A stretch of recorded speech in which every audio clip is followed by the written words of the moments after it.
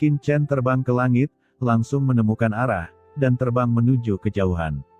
Apa yang dia lihat di depan matanya adalah tanah tandus, dengan lumpur seperti rawa di depannya, hampir tidak terlihat ujungnya.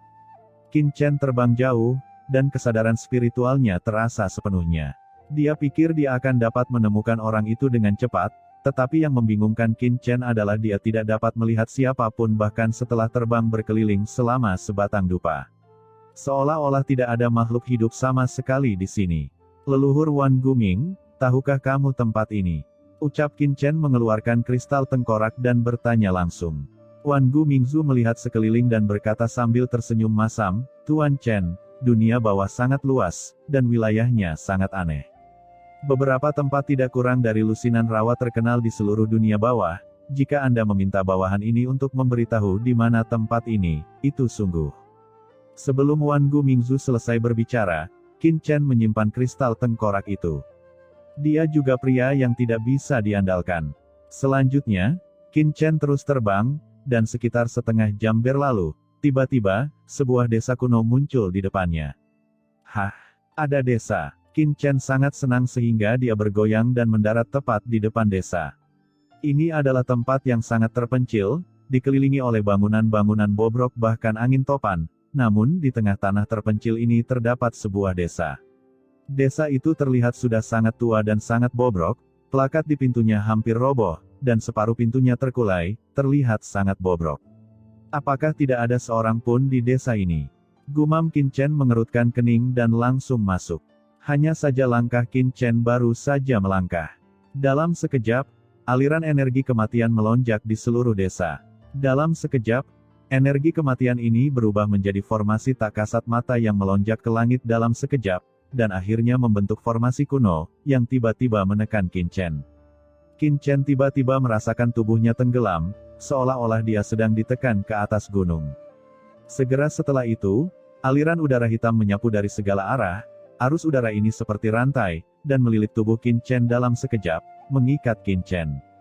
Kalian para bandit yang pantas dibunuh, aku akan bertarung denganmu hari ini. Segera setelah itu, suara gemuruh datang dari desa, dan dengan tabrakan, sekelompok orang bergegas keluar desa, menatap Qin Chen. Pemimpinnya adalah seorang lelaki tua dengan rambut putih dan memegang tongkat, dan pakaiannya compang camping. Di belakangnya ada sekelompok wanita tua dan lemah serta anak-anak yang memegang pisau dapur, garu dan peralatan pertanian lainnya. Mereka semua menatap Qin Chen dengan marah, dengan mata yang ingin mengupas Qin Chen dan memakannya. Apa yang terjadi? Gumam Qin Chen tertegun sejenak. Dia dikelilingi oleh sekelompok wanita tua lemah dan anak-anak yang memegang berbagai peralatan pertanian, rasanya seperti berada di desa kecil di dunia fana benua Tianwu. Sama sekali tidak seperti dunia bawah.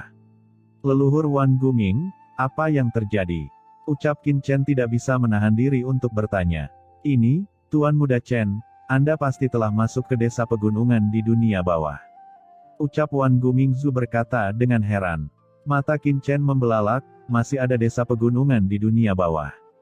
Tentu saja, ucap Wan Gumingzu berkata lagi, dunia bawah sama dengan laut kosmik, dengan segala jenis makhluk. Saat mereka bertahan hidup dan menyebar, secara alami akan ada desa pegunungan.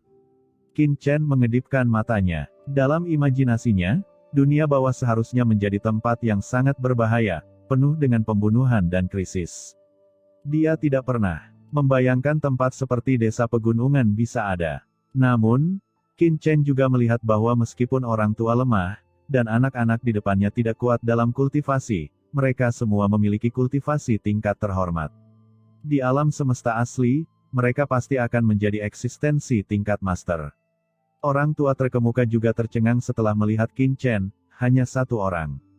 Kamu kembalikan adikku. Pada saat ini, seorang anak kecil yang tampak seperti masih remaja bergegas menuju Qin Chen. Dia memegang pisau dapur di tangannya dan menebaskannya ke arah Qin Chen. Qin Chen mengerutkan kening, orang-orang ini tidak mungkin melakukan kesalahan bukan? Namun, meskipun anak kecil ini bertubuh kecil, auranya mirip dengan ranah Dizun di alam semesta asli. Untuk mengetahui beritanya, Qin Chen tidak mengelak sama sekali dari pisau dapur tersebut. Dengan keras, dia melihat pisau dapur itu hancur berkeping-keping setelah mengenai dirinya. Anak laki-laki kecil itu terbang mundur dengan keras dan jatuh dengan keras ke tanah. Gouba, apa kamu baik-baik saja? Ucap orang tua itu bergegas mendekat dan membantu anak kecil itu berdiri. Tubuh Qin Chen bergetar, dan dalam sekejap, aliran udara hitam yang tak terhitung jumlahnya yang menahannya hancur berkeping-keping dan menghilang menjadi abu, dan seluruh formasi juga runtuh. Semuanya, hati-hati, teriak orang tua itu sangat terkejut hingga matanya hampir keluar, dan dia meraung dengan marah. Pada saat ini, lelaki tua itu memandang Qin Chen dengan kaget dan marah, dan berteriak dengan marah, semuanya, berkumpullah. Wanita tua dan anak-anak ini mengambil tindakan satu demi satu, menyerang Qin Chen satu persatu. Mereka melihat pelangi gelap berubah menjadi lautan luas, menutupi Qin Chen dalam sekejap. Qin Chen terkejut ketika serangan ini terjadi, mereka benar-benar mengembangkan aturan kekuasaan yang berbeda, beberapa di antaranya tajam, beberapa di antaranya terkendali, dan seterusnya. Mungkinkah ada aturan berbeda di dunia bawah? Gumam Qin Chen bijaksana. Menghadapi serangan ini, dia tiba-tiba mengangkat tangannya. Dalam sekejap, serangan yang tak terhitung jumlahnya seperti burung yang cepat kembali ke sarangnya. Qin Chen menangkapnya di tangannya dan merasakannya dengan hati-hati. Benar saja, kekuatan-kekuatan ini mengandung aturan yang berbeda seperti dunia luar, namun sangat kompleks dan diwujudkan dalam bentuk aturan kematian. Dengan cara ini, dunia bawah ini, seperti laut kosmik, mengandung berbagai aturan, tetapi dinyatakan dalam bentuk yang berbeda. Kepala desa, apa yang harus kita lakukan? Ucap semua orang merasa ngeri. Melihat Qin Chen mengangkat tangannya untuk mengendalikan banyak serangan mereka, orang-orang ini tampak ketakutan dan mata mereka menunjukkan kebencian yang tak ada habisnya. Orang tua terkemuka itu mengertakkan gigi dan berteriak dengan marah, saya akan bertarung dengannya. Tubuh lelaki tua itu segera melonjak dengan aura kematian, dan dia akan menghancurkan dirinya sendiri di tempat untuk menyerang Qin Chen. Qin Chen mengangkat tangannya, dan dalam sekejap, aura mengerikan menekannya, menutupi lelaki tua itu dalam sekejap, menekan sumber kematian dalam dirinya begitu keras sehingga dia tidak bisa melepaskan sedikit pun kekuatan. Yang terkuat di antara orang-orang ini hanya di level Tianzun. Bagi Qin Chen saat ini, menekan lawan hanyalah hal yang mudah. Pada saat yang sama, tubuh Qin Chen dikelilingi oleh aura kematian hitam yang menakutkan. Saat dia berjalan selangkah demi selangkah, dia seperti dewa kematian. Dengan setiap langkah yang dia ambil, aura kematian hitam menyebar, mengikat semua orang yang hadir di sini, dan tidak bisa bergerak. Kamu iblis! Teriak orang tua itu, meraung dengan marah, dan semua orang memandang Qin Chen dengan marah. Qin Chen mengerutkan kening dan berkata, semuanya, apakah Anda salah memahami sesuatu? Setelah kata-kata itu jatuh, Qin Chen mengangkat tangannya dan menggedor, tekanan yang tak ada habisnya menghilang seketika, dan seluruh desa segera kembali tenang. Semua orang tercengang. Kamu, bukankah kamu seorang gangster dari Gunung Awan Hitam? Ucap orang tua itu tercengang. Qin Chen sangat senang. Apakah Gunung Awan Hitam adalah nama daerah ini? Leluhur Wan Guming, pernahkah kamu mendengar tentang Gunung Awan Hitam? Ucap Qin Chen mengirimkan transmisi suara.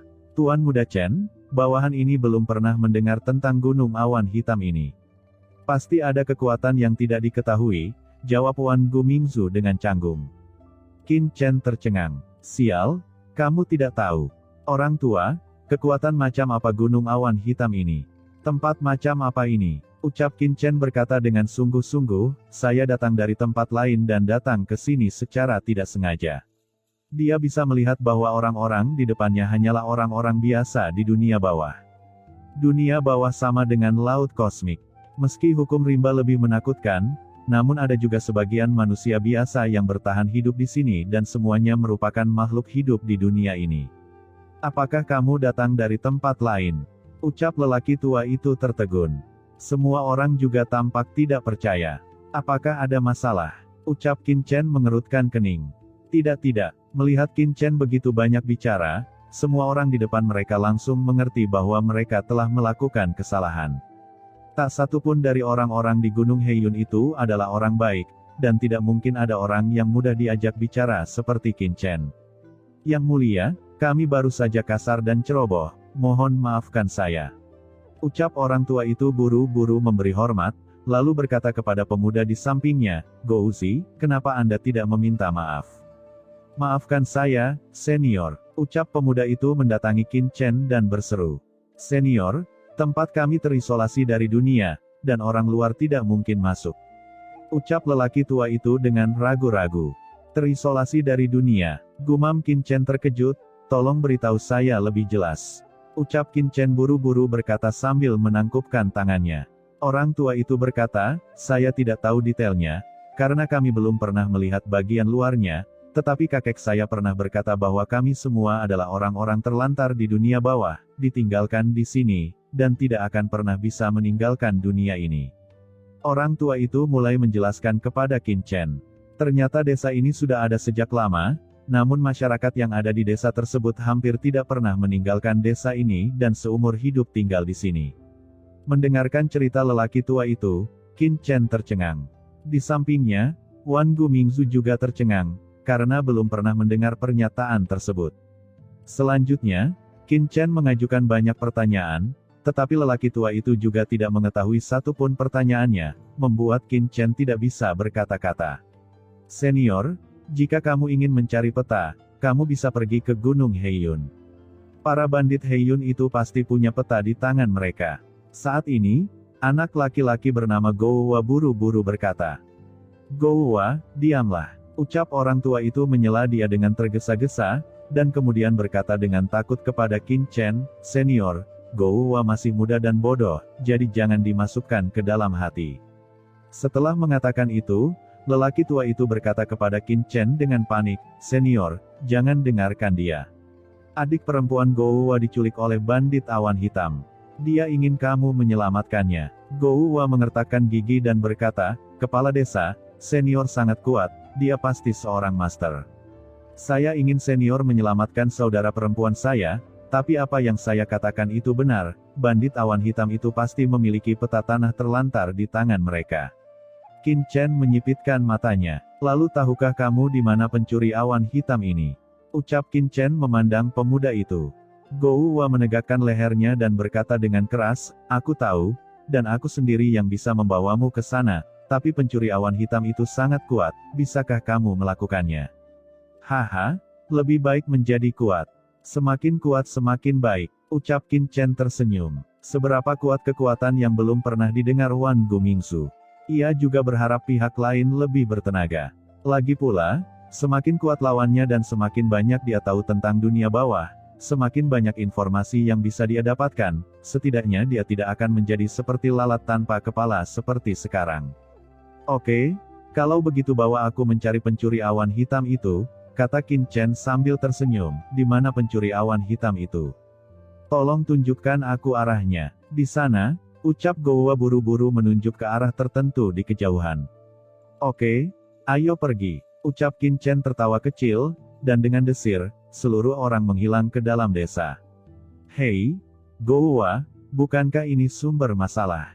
gumam kepala desa tua itu menghela nafas. "Semuanya, tolong bersihkan. Gouwa pasti akan mendapat masalah kali ini, dan senior Tu juga akan sama," ucap orang tua itu dengan ekspresi khawatir di wajahnya.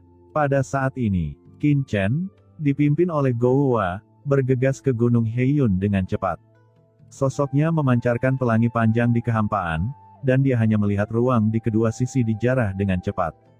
Gouwa tampak terkejut. Meski masih muda, namun dalam hal budidaya, ia sudah tergolong kuat di desa. Karena tekanan antara langit dan bumi di sini besar, kecepatan terbang Gouwa dianggap bisa diterima di desa. Tetapi dibandingkan dengan Qin Chen, dia tahu apa kecepatan sebenarnya. Dia hampir tidak bisa membedakan pemandangan di sekitarnya. "Kecepatan macam apa ini? Jangan kaget, tunjukkan arahnya," ucap Qin Chen menggunakan nafas kematian untuk melindungi pemuda itu agar tidak terpotong-potong oleh kekuatan ruang yang menakutkan, dan berkata dengan suara yang dalam. Gouwa buru-buru melihat sekeliling dengan hati-hati, membuka matanya lebar-lebar, dan menunjuk ke arah, tapi diam-diam dia bersemangat di dalam hatinya. Dengan adanya master seperti itu, saudara perempuannya mungkin bisa bertahan hidup. Di bawah bimbingan Gouwa, Qin Chen melihat pegunungan hitam tak berujung muncul di depannya hanya setengah jam kemudian. Gunung Heiyun, Itu Gunung Heiyun. Ucap Gouwa berseru dengan penuh semangat. Dia pernah diam-diam mengunjungi Gunung Heiyun, tapi itu terjadi 2 tahun yang lalu. Saat itu, dia terbang selama sebulan penuh sebelum melihat Gunung Heiyun. Tak disangka, di bawah kepemimpinan senior ini, dia justru menghabiskan waktu setengah jam untuk sampai. Dia tidak tahu bahwa jika Qin Chen tidak merawatnya untuk membimbingnya, Qin Chen akan mengaktifkan jalur luar angkasa untuk terbang dengan seluruh kekuatannya, dan kecepatannya setidaknya 10 kali lebih cepat. Apakah ini gunung awan hitam? Memang banyak aura di dalamnya. Gumam Qin Chen melirik ke depan. Dia melihat gunung-gunung hitam di depannya menjulang tinggi di antara langit dan bumi. Di puncak-puncak gunung bahkan ada awan yang menyelimutinya. Mungkin dari sinilah asal-muasal gunung awan hitam. Di gunung awan hitam saat ini, Qin Chen merasakan banyak aura. Dibandingkan dengan desa pegunungan kecil, ada banyak aura tingkat tertinggi di gunung awan hitam, dan bahkan ada banyak aura transenden setengah langkah. Dan di tengah gunung Heiyun kota inti, Qin Chen samar-samar merasakan kekuatan transenden menghilang. Senior, ada banyak bandit awan hitam di gunung Heiyun. Masing-masing bandit ini memiliki kekuatan yang luar biasa. Saya tahu bahwa ada tempat di kaki gunung Heiyun yang sangat tersembunyi. Kita bisa menyelinap diam-diam dari tempat itu, sehingga tidak ada yang tahu apa yang sedang terjadi. Kata Gouwa buru-buru. Menyusup ke gunung Heiyun, perlukah? Ucap Qin Chen tersenyum. Sambil terkekeh, Qin Chen mengambil langkah maju, dan saat berikutnya, dia sudah memasuki jangkauan gunung awan hitam. Di sekeliling, batasan merasakan gangguan orang luar, muncul tiba-tiba, dan menyapu ke arah Qin Chen dalam sekejap. Namun, Qin Chen hanya melangkah ringan dan langsung menembus batasan dan memasuki gunung awan hitam. Siapa? Pergerakan di sini langsung menarik perhatian banyak bandit di gunung Heiyun. Beberapa bandit dengan cepat terbang ke udara, langsung mengelilingi Qin Chen dan Gouwa, menatap dengan mata penuh semangat. Senior, ucap Gouwa ekspresinya langsung memucat. Senior ini pasti terlalu galak.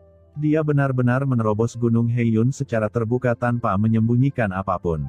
Nak, siapa kamu? Cepat beritahu namamu. Beraninya kamu masuk ke gunung awan hitam kami tanpa izin. Apakah kamu ingin mati? Ucap salah satu bandit berteriak dengan marah, matanya dingin. Bandit lainnya juga mengeluarkan senjata mereka, bila mereka berkedip dan menunjuk ke arah Qin Chen. Hubungi pemimpinmu, ada yang ingin kutanyakan padanya. Ucap Qin Chen melirik beberapa orang, tapi dia tidak repot-repot memperhatikan antek-antek ini. Jika ingin mengetahui informasi lebih banyak, pemimpin Gunung Heiyun pasti paling tahu. Memasuki gunung awan hitam kami tanpa izin, dan bersikap begitu sombong, kamu mencari kematian. Setelah mendengar perkataan Qin Chen, bandit yang bertanya kepada Qin Chen segera menggunakan senjata ilmu hitam, yaitu perisai hitam, tanpa mengucapkan sepatah kata pun dan menekannya ke arah kepala Qin Chen dalam sekejap. Nak, menurutku kamu belum mengetahui situasimu. Kamu menjadi liar di gunung awan hitam kami, dan kamu baru saja mengambilnya dan mengirimkannya ke kota terlupakan untuk digunakan sebagai benih. Saat bandit itu mencibir, perisai hitam langsung muncul di kepala Qin Chen. Kekosongan di atas kepala Qin Chen terkurung dalam sekejap. Gouwa, yang berdiri bersama Qin Chen, langsung merasa bahwa ruang ini sama sekali bukan milik dunia ini, dan bahkan kekuatan kematian di tubuhnya tidak dapat beroperasi. Dia merasa ngeri saat ini. Senior, dia berbalik dan buru-buru berseru kepada Qin Chen. Saat dia menoleh, dia tiba-tiba melihat kilatan cahaya pedang gelap. Qin Chen di samping mengangkat tangannya sedikit, tanpa membuat gerakan apapun. Cahaya pedang gelap merobek langit, langsung merobek perisai hitam. Itu terkoyak, dan kemudian cahaya pedang menghantam perisai hitam itu dengan keras.